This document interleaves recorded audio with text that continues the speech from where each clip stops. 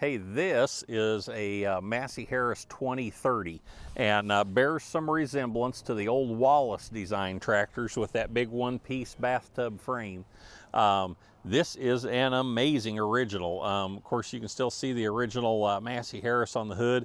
Looks pretty darn mean with those extensions on there. This has had a fairly decent mechanical restoration done on it, but the owner kept it all original, which is just exactly what he should have done. These were a pretty powerful tractor in their day. This would have been the competition with the 2236 McCormick, and was probably a little better designed tractor.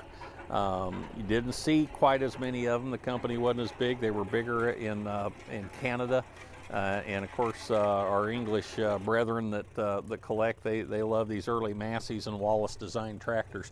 You can still even see on the back how they still incorporated the Wallis name in the tractor, and this thing's great. You can still see decals on the tanks, and it's a strong runner.